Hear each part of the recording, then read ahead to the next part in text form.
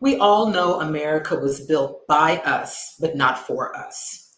Thousands of Black folks in the United States are finally realizing that the liberty, happiness, and safety we've been fighting our whole lives for already exists and can exist somewhere else. All we have to do is leave the United States and start living. So in today's video, I want to talk about how relocation can lead to liberation, how moving abroad can set us free.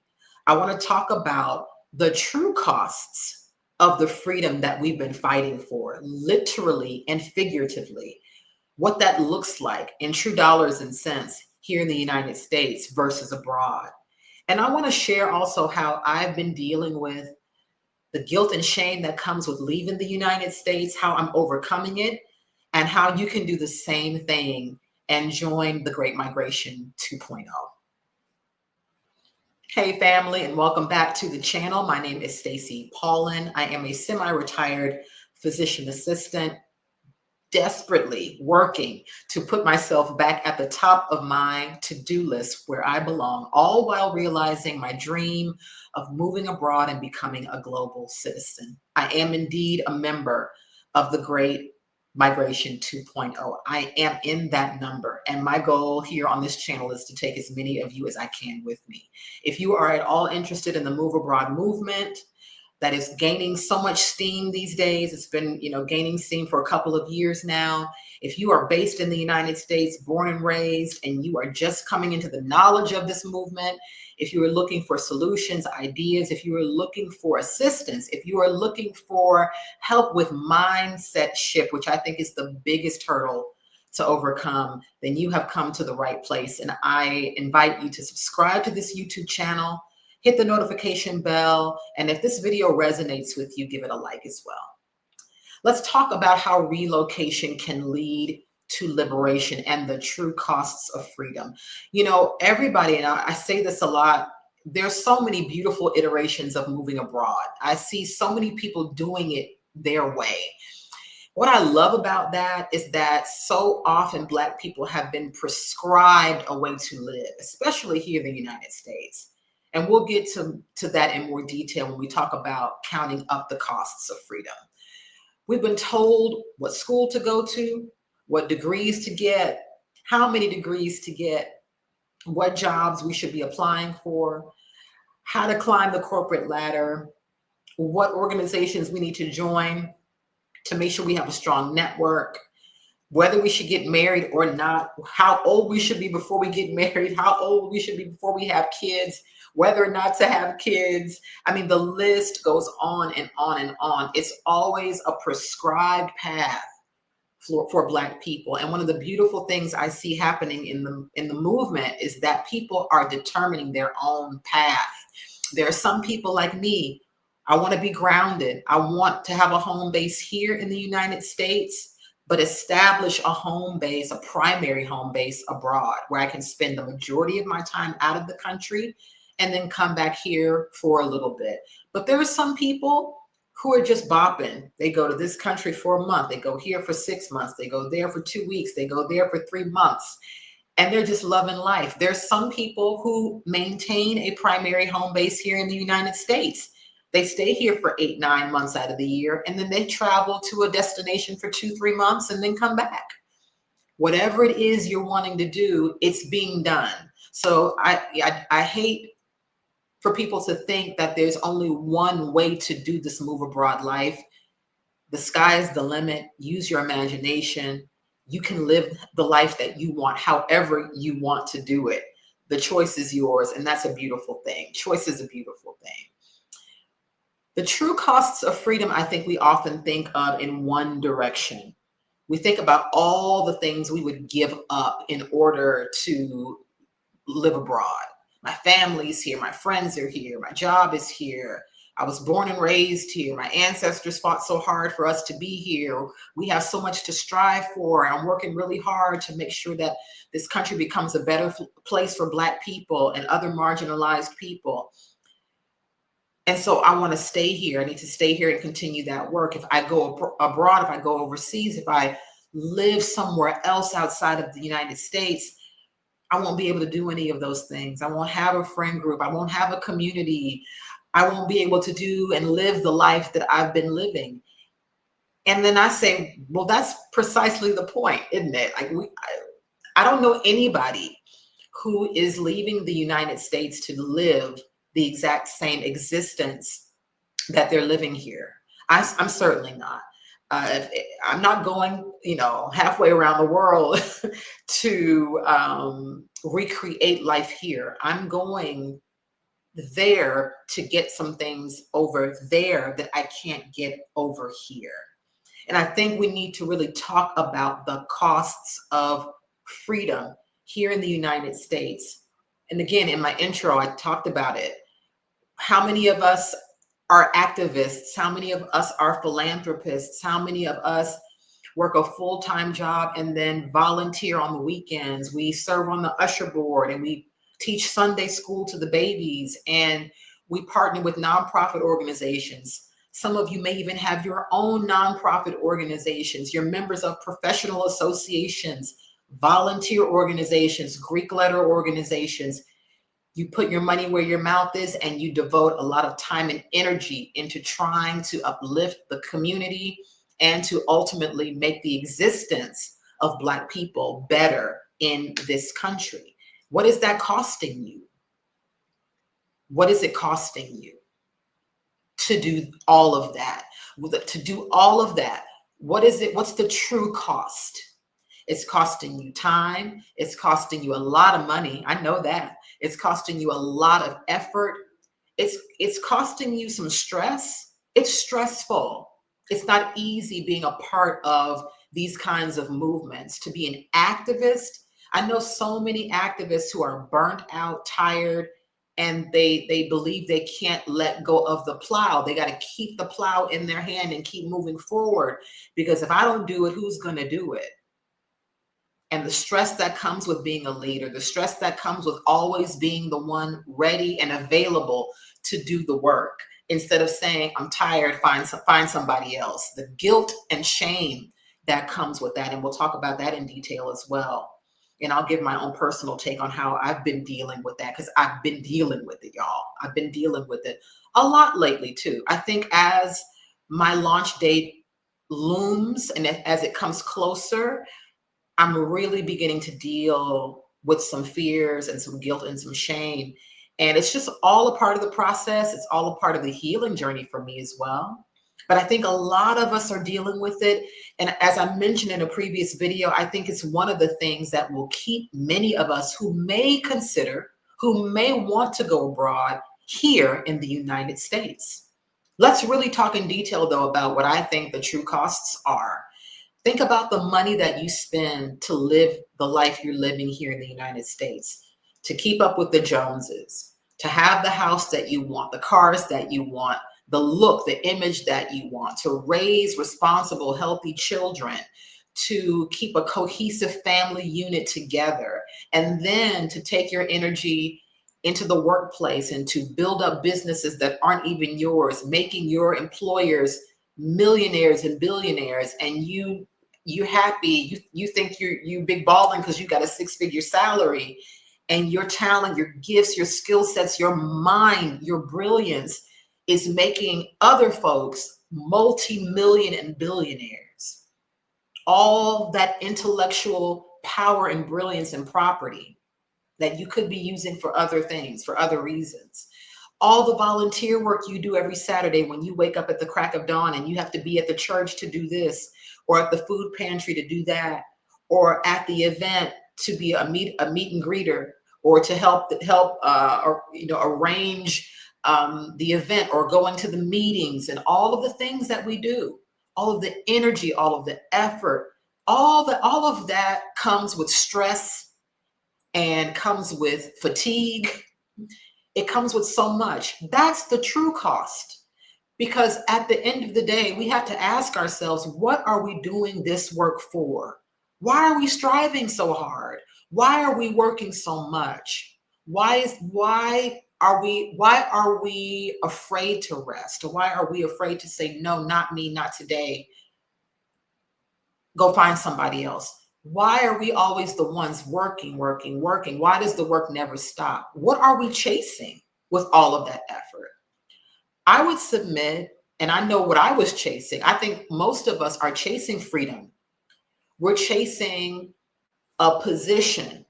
We're trying to chase a place, a position where we ultimately can rest, sit back, kick up our heels, and say, finally, phew, I have arrived. I can rest. I can enjoy the fruits of my labor. Many of us are chasing respect, especially in the workplace and in the community, in the society that we're in here in the United States. We think that if we make a few more dollars, we'll finally be respected. We think if we can put a PhD or an MD or a DO or PAC or an MP or whatever alphabet soup you want to put behind your name, we think that once that's attached to us, more respect is coming, more money is coming, and with more money comes more freedom. That's an illusion. I think it's an illusion. That's what we're really chasing. And in the process of trying to acquire and achieve all of that, the freedom, the joy, the happiness, the peace that we're really seeking, we are sacrificing ourselves in the process by running ourselves into the ground, volunteering for everything. And that leads to, I think, some dangerous conclusions that are false conclusions. One of them being the harder I work, the more valuable I am. That's not true. Scratch that off the list. It's not true. We know that's not true. We have to believe and know without a doubt that that's not true. The other thing I think that we buy into, the conclusion that we buy into that's not true, is that the harder we work, the more we make, the more valuable we are to the dominant society. That's not true. That's not true. They could care less about how much money you make.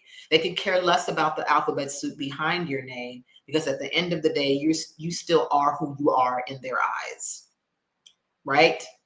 As long as you are demonstrating value for them, you have value. The moment you are not valuable to them, the moment you stop doing the thing that they want you to do, the moment you start saying no, the moment you start advocating for yourself, your value is gone. False conclusion. You'll never out earn, you'll never outperform racism, white supremacy. It's not going to happen. I don't believe that. I don't believe in that. I think the other false conclusion is if I keep on volunteering and working and lobbying and voting and doing all of this stuff, that the US is going to change, and then we can be free. We can be happy. We can be joyful. We can feel safe. I don't believe that. We've been doing that for decades and decades and decades and decades. And what has happened? What has been the outcome? Are we any closer to realizing those things in this country? My answer, no, I don't think so. Because I personally don't think that this country will ever change. What did I say in the beginning of the video? I don't think America was built for us. We built it, but it wasn't built for us. It was built for the benefit of other people. And I think all the work that we're doing, all the work that we do is in hopes of retrofitting a country that doesn't fit us, that was never designed, created to fit us. But we're just going to try to ram that square peg in the round hole. Reality be damned. Objectivity be damned. Instead of paying attention to what's really going on, counting up the costs of this freedom fight. And my question to us, my question that I pose to myself is it worth it? Is the cost too high here? Let's compare that to moving abroad, where there's several countries throughout the globe, because as I always say, the world belongs to Black people. The world belongs to us. Newsflash, the world belongs to you, and it belongs to me. And home is wherever you find yourself happy and at peace and practicing self-determination on the planet, anywhere on the planet. Where you find those things, that is your home. Where you find community, where you find love and ease and joy, that is your home. There are plenty of places like that around the world where you don't have to work and toil and slave and beg There's a lot of begging going on in the United States for freedom, for a semblance of freedom, the most freedom you're ever going to see in this lifetime, where the cost isn't nearly as high, where you don't have to work 80 hours a week to afford a $5,000 mortgage, or you don't have to work 80 hours a week just to afford a $1,500 apartment in New York where it's the size of a shoebox, where you don't have to have a job in order to have good quality health care, where you don't have to own a vehicle and pay exorbitant costs in maintenance and upkeep and gas and insurance in order to get to and from, where you don't have to bus your children way across town for them to get a quality education. And the education is absent Afrocentrism. They don't even learn about who they are as people because the history books are lying to them and don't care about teaching them their history, let alone the world. Doesn't cost you much, right? The only thing I think that it costs us is letting go of the dream of the United States, letting go of the hope of realizing happiness, joy, and freedom in a place where we likely never will realize that to its full potential. Letting go of that idea, letting go of that hope, letting go of that dream, and embracing a reality that we can clearly see is possible because there are thousands of people around the world living that reality. Again, living abroad is not a panacea. You know, Costa Rica is not a panacea. Colombia is not a panacea. Thailand is not a panacea. Italy is not. But there are plenty of places around the globe, all of those places included, where you can find a comfortable place to rest, to rejuvenate, to live, to be free, to be happy, and to be joyful. And if you could get all of that, all the things you've ever been fighting for here in the United States, if you could get all of that somewhere else, wouldn't it be worth putting down the plow? Would it be worth it to you to put down the plow? For me, it's worth it. For me, it's worth it. How did I come to deal with the guilt and shame of leaving the United States? There were a couple things, and there are a couple things I remind myself of. Number one is that I don't have to abandon my people. Like, leaving the United States doesn't mean I'm abandoning my people. I can still do work to uplift my people even if I'm not here on the ground in the United States. Those two things are not tethered. Like, I don't have to be here in order to continue doing some of the work I'm doing. That's helped me tremendously to overcome guilt and shame. The second thing I've realized is that I have the freedom to go back and forth. Just because I leave for a time doesn't mean I can't come back for a time. There are lots of organizations and things that I'm a member of, a part of, that I can stay active in without being present. And ultimately, I've come to realize that my move abroad, my being part of the Great Migration 2.0, is indeed a help to my people. It's a demonstration to other people that you don't have to live like this in the United States. You can live another way if you choose to, but you have to make a choice. And I'm happy that I've made that choice. It's not an easy thing to do, but those have been the ways that I have overcome the guilt and the shame.